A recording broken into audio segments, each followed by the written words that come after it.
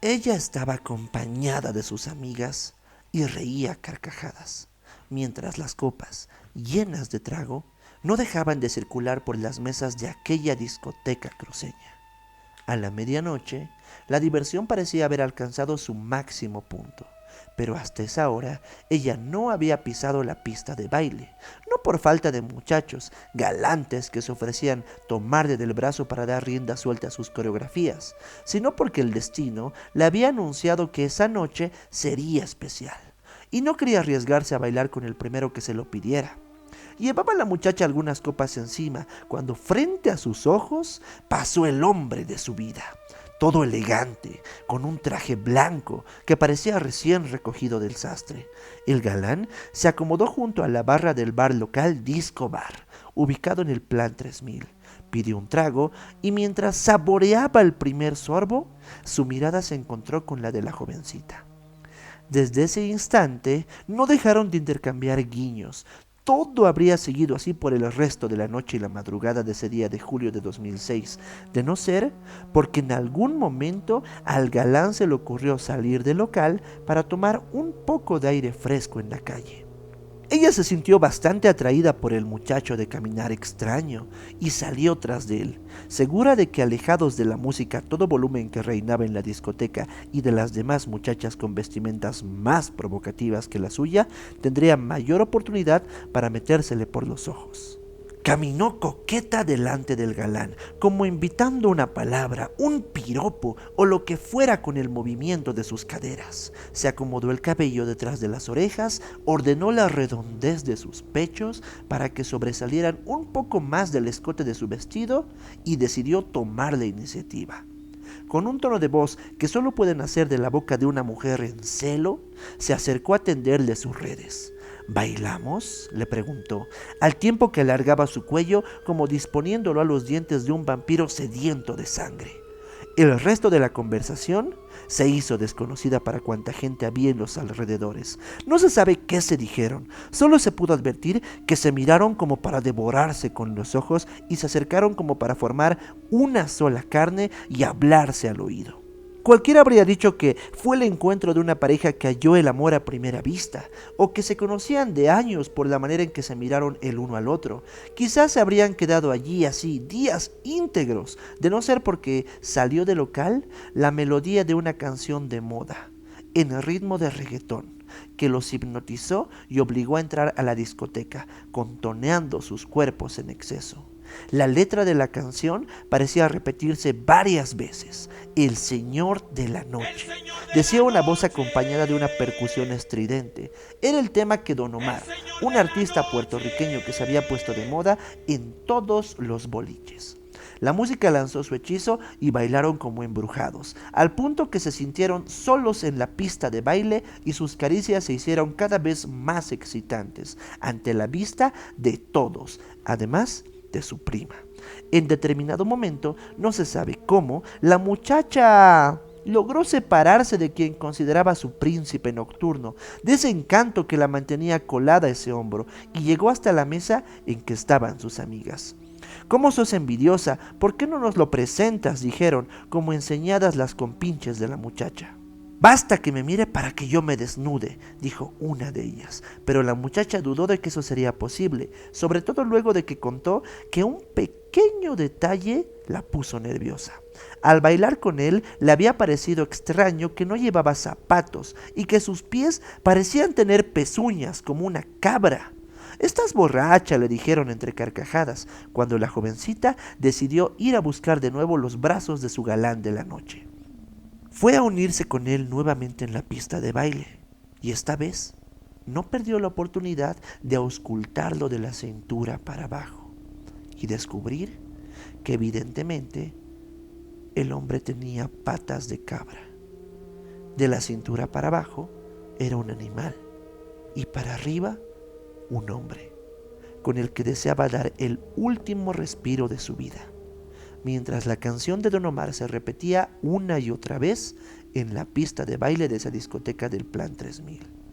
Al parecer, solo ella se dio cuenta de la apariencia del extraño ser que bailaba a su lado, ya que nadie dijo nada cuando la tomó del brazo y la condujo hasta el baño. La gente los vio entrar y cerrar la puerta. No quitó la mirada de ese pequeño cuarto, mientras imaginaban lo que era de imaginarse al ritmo de la música. Pero el ritmo se detuvo de pronto y en medio del silencio que se apoderó del ambiente, se escuchó un grito despavorido que salía del cuarto de baño. Enseguida, más de uno de los esporádicos clientes trató de forzar la puerta para ver qué es lo que pasaba en su interior. Alguien logró violentar la puerta y hallaron el cuerpo de la muchacha en total estado de shock. Además de que el inodoro estaba ensangrentado, al igual que el espejo que había en el lugar sobre el cual se apreciaba un mensaje de advertencia. Volveré. Los testigos contaron que el olor que salía del baño era insoportable. Parecía que la sangre con la que había dejado escrito su mensaje en el espejo estaba podrida. Inmediatamente la muchacha fue trasladada hasta un hospital, donde los médicos dijeron que se hallaba en estado de shock, debido a un intenso susto o emoción. Nadie supo lo que pasó con ella o si el baile continuó en el local. El misterio se apoderó de los jóvenes que aquella noche habían sido testigos del caso. Hasta que después de cierto tiempo, el 10 de julio, apareció la prima de la muchacha para informar que la jovencita que compartió la pista de baile de esa discoteca con el pata y cabra había fallecido en el hospital. Yo fui testigo a la hora que mi prima fue ingresada al hospital. Nos dirigimos al local y allí encontramos a don Valentín, el dueño de la disco, quien hacía limpiar el baño manchado de sangre, dijo la afligida pariente de la joven. Antes de ser llevado a un hospital, según la prima, la muchacha estuvo durante 2 días en estado de shock. Después entró en coma, pero antes de ello alcanzó a decirle a su madre que bailó con ese joven de apariencia extraña. La tragedia, según lo que se supo después, no se habría registrado si el galán no lograba besarle en la boca, que fue el momento en que las patas de cabra se le notaron de la cintura para abajo junto a una pequeña cola. El galeno del centro médico donde agonizó la jovencita determinó que la causa de su muerte se debió a una hemorragia cerebral interna, ocasionada por una fuerte impresión, según contó la prima. Más de una persona se preguntó si había la posibilidad de que la muchacha de solo 18 años podría haber fallecido porque ese beso fue de intenso amor y que su corazón no resistió. Sin embargo, los más escépticos no creyeron en la posibilidad de que un amor entre alguien mundano y un ser que por las apariencias parecía haber escapado desde el mismo infierno sea posible. Los comentarios que hizo la prima dejaron entrever que la muchacha había sido ultrajada sexualmente dentro del baño, pero por cuestiones inexplicables nadie se atrevió a asegurarlo. Desde entonces, los bailes en ese local no son los mismos. El patecabra, como lo recuerdan los pirañas jóvenes de la calle, no cumplió su promesa de volver algún día.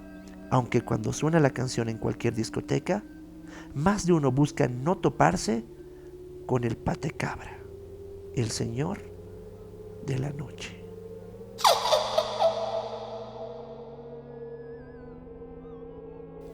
Cuando de riqueza se habla, más de una persona las asocia con cofres llenos de oro que guardan los nobles en sus castillos. Sin embargo, gran parte de esos tesoros estarían bajo tierra, custodiados por fuerzas maléficas o duendes. Los duendes son una raza de criaturas muy inteligentes y diminutas, muchas veces consideradas inferiores a los magos, aunque en realidad solo se les habría impedido usar varitas durante siglos. Eso es lo que se dice de ellos en el mundo occidental, donde los reconocen por su habilidad con el dinero y su capacidad en la metalurgia. Sus trabajos en plata son bien reconocidos, pero para nada confían su oro, menos cuando está trabajado. Para los duendes, el verdadero propietario de un objeto es quien lo fabrica, no quien lo compra. Pero a diferencia de estos duendes en nuestra región, ellos tienen especiales características. Se dice que se cobijan en los huecos de los hornos de barro, que andan bajo el sol con enormes sombreros, y es que a diferencia del origen que se les atribuye en otras culturas, en la nuestra, un duende es el ser que nació muerto o no fue bautizado en ninguna religión.